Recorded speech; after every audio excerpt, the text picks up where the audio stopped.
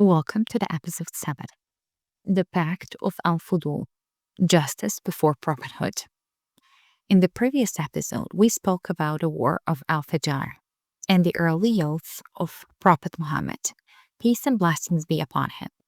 In this episode, we move to another crucial event from the same period, an event that clearly shows how justice, moral responsibility, and the rejection of oppression existed even before the beginning of the prophethood. This event is known as the Pact of Al-Fudul. At that time, Mecca was a pagan society in which many forms of injustice were widespread. Idol worship, moral corruption, violence, usury, and the oppression of the weak were common. However, despite this darkness, there were individuals and clans who rejected injustice and refused to accept oppression as normal. The Pact of Al-Fudul emerged from this moral tension within Meccan society, between those who benefited from power and those who believed that injustice, no matter against whom it was committed, must be opposed. The incident that sparked the pact. The direct cause of the pact was the case of a man from Yemen, from the region of Zabid. He came to Mecca as a trader and sold his goods to Al-As ibn Bain, a well-known Qurayshi nobleman. However, Al-As refused to pay him for the merchandise. The Yemeni man sought help from the leaders of Quraysh, hoping that justice would be done. Yet no one supported him, because Al-As ibn Wa'il held a high social position and enjoyed strong tribal protection. Left without support, the man went to the sacred mosque and stood between Al-Hijr and the Black Stone, publicly calling for help. He recited powerful verses describing his situation, that his property had been unjustly, that he had no clan in Mecca to defend him, and that injustice was being committed openly within the harem.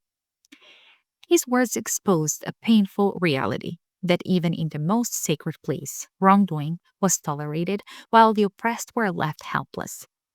The moral awakening. These verses deeply affected some of the Meccan nobles. Among them was Zubayr ibn Abdul Muttalib, the uncle of Prophet Muhammad, peace be upon him. He stood up and openly questioned how such injustice could be ignored. Soon after, representatives from several Qurayshi clans, Banu Hashim, Banu Zuhra, and Banu Taym ibn Murrah, gathered in the house of Abdullah ibn Judah. There, they ate together and made a solemn oath. They pledged that they would stand together against oppression, support anyone who was wronged, whether a local or a foreigner, and ensure that stolen rights were returned to their rightful owners. They vowed that this commitment would remain in the place permanently, not as a temporary reaction, but as a lasting moral principle. Restoring justice. After forming the pact, the members went directly to Al-As ibn Wa'il.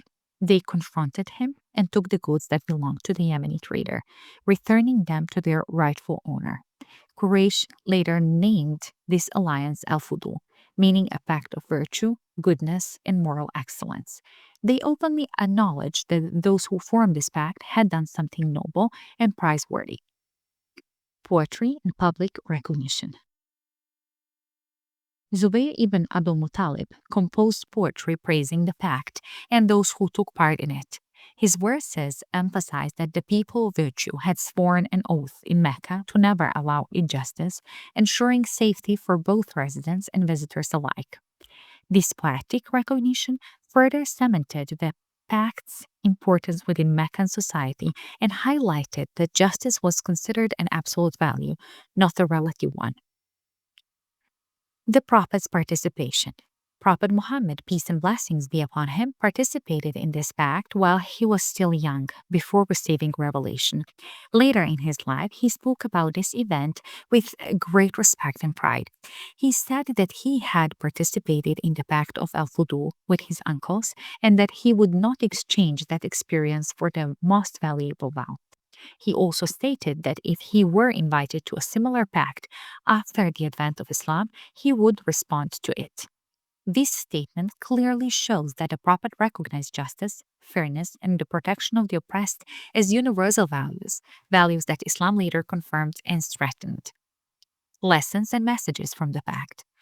From the of Al-Fudul, several important lessons emerge.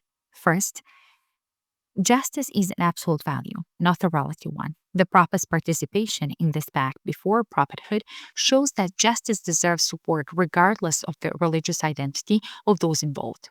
Second, the pact demonstrates that good can exist even within corrupt societies. Although Mecca was dominated by pagan practices and moral decay, there were still individuals who stood firmly against injustice.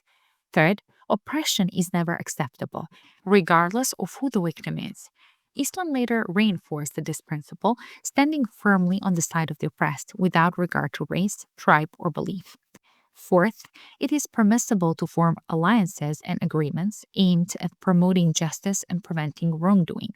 The Quranic command to cooperate in righteousness and piety directly aligns with the spirit of this pact. Fifth, the Prophet's life shows that a believer must be active with his society, not passive. He was known for his moral integrity even before prophethood, earning the trust and admiration of both men and women. The Pact of Al-Fudul stands as a powerful example of moral courage and collective responsibility. It shows that justice is not born with power, but with conscience, and that standing against oppression is a duty that transcends time, culture, and belief. This event remains a lasting testament to the noble character of Prophet Muhammad, peace and blessings be upon him, and the reminder that true righteousness begins long before public recognition or divine mission. This was all for the episode 7. See you in the episode 8.